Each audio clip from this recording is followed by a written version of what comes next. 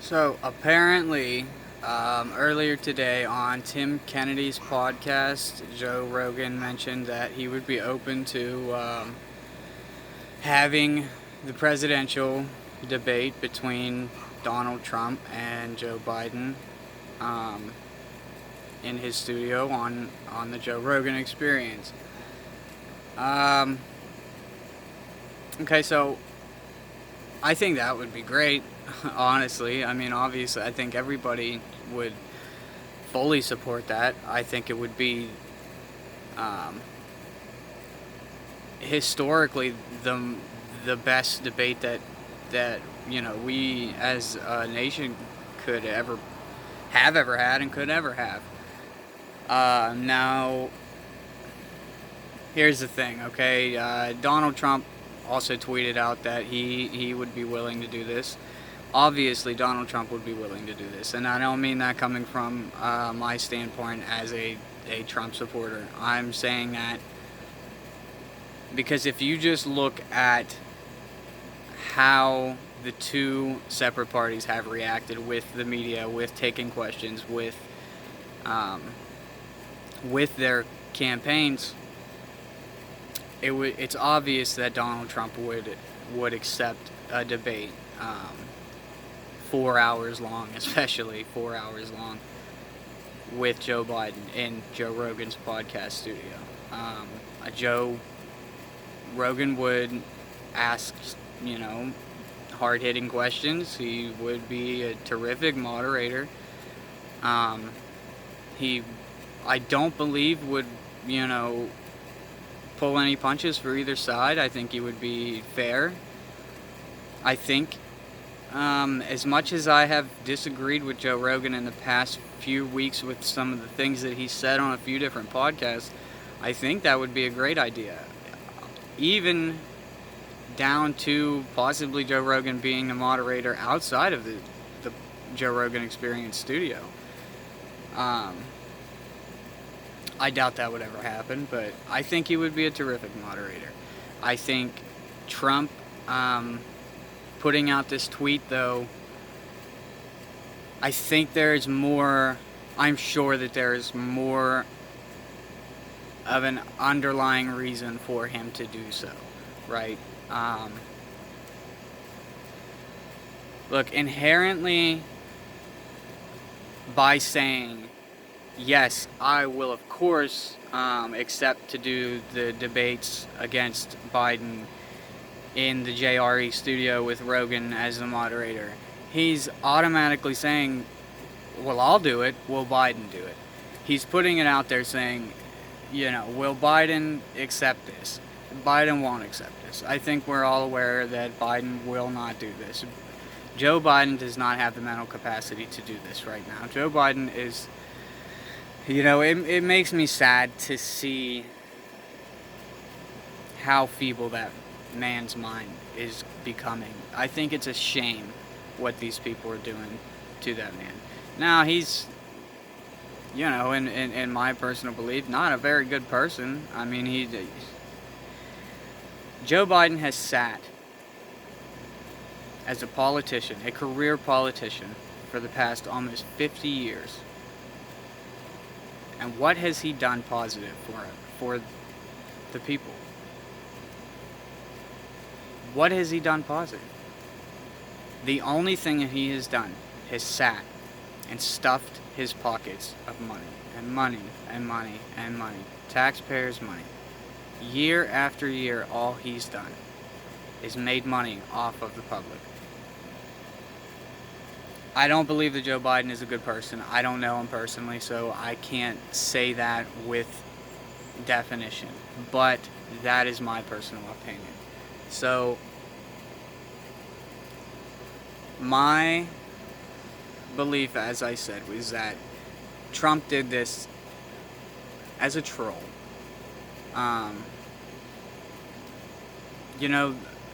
The 2016 election and now the 2020 election, before it has even happened, they're both being called in for, tampering with the election and, Russian collusion and um, ballots that went missing, or ballots of fraudulent ballots, and just, the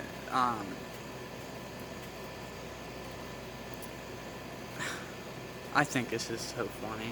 I think it's so funny. Trump is trolling people. Trump is a troll. I mean, there's no denying that. We look at the past 4 years and look at everything that he's said in every tweet that has ever been called into question on CNN or Fox News or any mainstream media outlet. He is trolling people. He's showing that, look, I will do this because Trump is saying I'm a confident man. I'll get up there and speak for 4 hours on a live podcast. What harm am I going to do? I can't look as bad as Joe Biden will look in 4 hours, basically. No matter what, Trump would come out as the winner in that. I really don't see it going any other way. And I know that there's people out there that might disagree, and that's great. I want to know what you think. Let me know what you think in the comments, please, because I really am interested in what you think. But in my personal opinion, I think Donald Trump means what he says, but I think he's trolling people. I think he's just trying to say Joe Biden could not handle 4 hours on a live podcast answering questions that he does not know the answers to, and he doesn't know what the questions are up front. I'm not sure if everybody out there has seen that video of the girl who said I'm sorry at one of Joe Biden's press conferences, or I believe it was in Kenosha, where she said, I'm not going to go off the paper. I was told to go off of this scripted question. I'm not going to do that. We need true answers. And if that is real, I kind of speculate that it might have been some kind of a ploy from the Democratic Party, but I can't prove that, so that's just my theory. But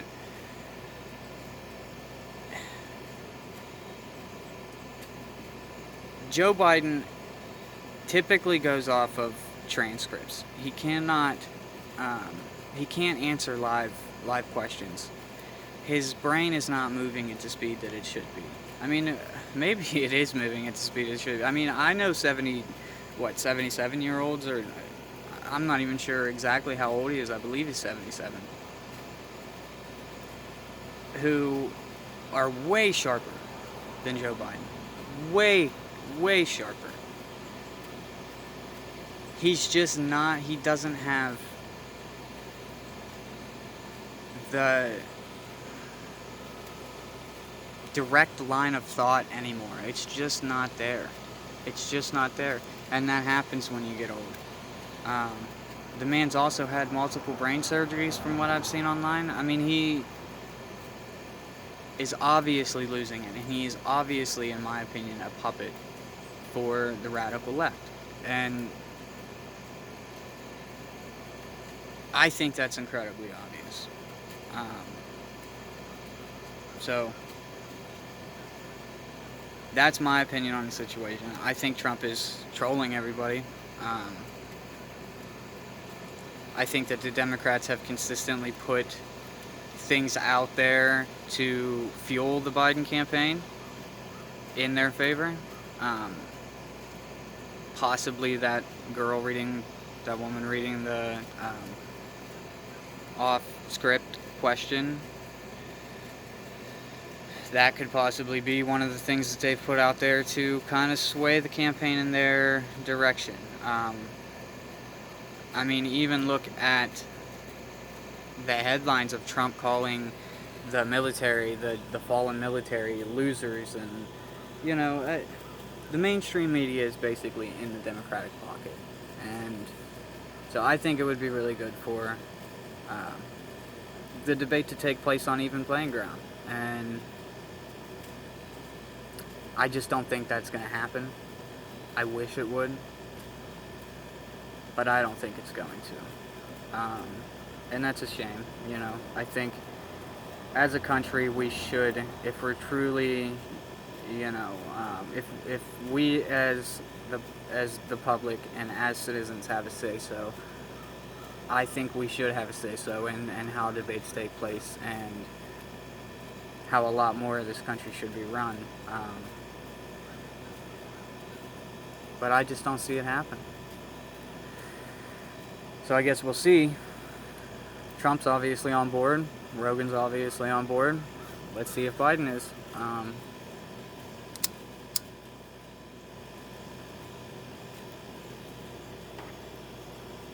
I think it would be hysterical to see that. You know, doing these videos these past few days, I've really had a lot of fun doing them. And I appreciate everybody watching. Thank you. Thank you very much. I don't think I, at almost 30 years old, could do a 4-hour long podcast under that pressure. You know? Biden surely can't do it. And it takes a certain kind of person to lead the country. And, you know, I might not agree with everything Trump does, and I don't agree with every single thing that he's done. I don't agree with every single thing he says. I think he tweets a little bit too much. I think he gets kind of silly sometimes, but it's a free country, and it's a free country that I love to live in. You know, we're all blessed to be here. That's why so many people want to come here. But it takes a strong person to want to lead the country. And I think Trump has done an excellent job at that. Despite the things that I might disagree with him on. He's done a spectacular job, and he's at least kept his word. When he says he's going to do something, he does do it. And I think that is a shot at clarity for all of us. Politicians like Biden that have been in office for 4 decades and haven't done anything other than collect our tax money and fill their pockets with it, and then proceed to fill their families' pockets with it. He hasn't done anything for us, and that sadly is the majority of the politicians that are out there. I think that's slowly starting to change now. I think that people from my generation are now starting to run for office, or at least should be starting to run for office, because we grew up seeing these things and realizing that the system, you know, is full of dinosaurs. And I think it's time for people to go about things a different way. But the way that these groups, Antifa, Black Lives Matter, all of these groups are going about it is not the right way. We don't need panic. We don't need chaos and destruction. Destruction of property and destruction of our rights, our constitutional rights, you know. That's not the way to go about this. We could really vote a better life for our kids in. And I think once the silent majority realizes that, or at least puts it into practice, because I think a lot of people are realizing that now. I think once we put it into practice, a lot of good is going to come from that. But we just have to practice. We just have to practice what we preach. We can't rip everything down. It doesn't make sense to do that. We are blessed to be here. We're blessed to live in such a beautiful, free country that allows me to get on my phone and make a video and speak about how I feel and, you know, what I think about possibilities, or just speak. I have the right to speak, and I don't want to lose that. And I think the country is at a fork in the road where we could potentially lose that eventually. And that scares the shit out of me because I brought kids into this world and I do not want them to fall victim to something that I could have stopped. So, like I said, right now we all have a voice and we all need to speak with our voice and say how we feel. And just as I might not agree with Antifa or Black Lives Matter or any of these organizations, or even, I might not agree with a lot of Democrats, they have the right to speak. I don't have to listen. They don't have to listen to me. But they also don't have the right to tell me that I can't speak. And that's what I fear could come. Is somebody could eventually be able to say, you have this set of values and this set of thoughts, and you're not allowed to put that out there. That's a scary, scary thought. It's a scary world. And parts of the world are already in that bubble of chaos where people can't speak, and that would be the point where, and I'm not saying that violence is the way about it, but when you don't have freedom of speech, what else do you have? But when you do have freedom of speech, you use that. The pen is mightier than the sword, as the old cliche says, right? So, use your voice first. Use your vote first. You matter. Everybody matters. Everybody's thoughts matter. Everybody's point of view, it matters. And you have the power to put it out there.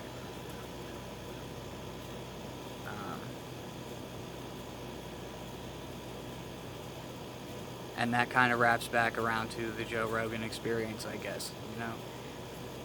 10 years ago, Joe Rogan might have been a comedian, he might have been on Fear Factor or whatever, but he thought, you know what, I like to have conversations with my friends in my living room, sitting on my couch. I think I'm going to put it online and see how people feel about them. I think we're talking about some interesting things. And now look at what it's built. He just sold the licensing to Spotify for millions and millions of dollars. And I'm sure if you would have asked him back then on that couch 10, 15 years ago or whatever, he would have laughed at you because he was just having some stone conversations with his friends. But look what it built into. He had the right to do that. He has the right to do that. We cannot forfeit that. So don't forfeit your right to speech. You can speak freely, and your voice matters. You just gotta say it. So get out there and say it. Just don't hurt other people because they disagree with what you're saying. I think that's all I have for you right now. Let me know what you guys think. Like I said, I think it would be awesome for the debates to happen on the JRE podcast. But I think Trump's trolling everybody. And I think it's a good move. I think it's smart. I think he needs to show Biden's weaknesses. I think he needs to put them out there. Because the Democrats have been hiding him away because he is weak. And like I said, it takes a strong man to run this country. It takes a strong man to run any country. Especially to run a country, a free country, where people do have the right to say, I don't like how you're running this country, and take you out of office, Let me know what you guys think. Comment, like, share, subscribe. I'd really appreciate it. I'm going to try to make a video every day, probably more than one. Anytime a thought comes to me, I'm just going to start to record it. We'll see how it goes. Thanks, guys.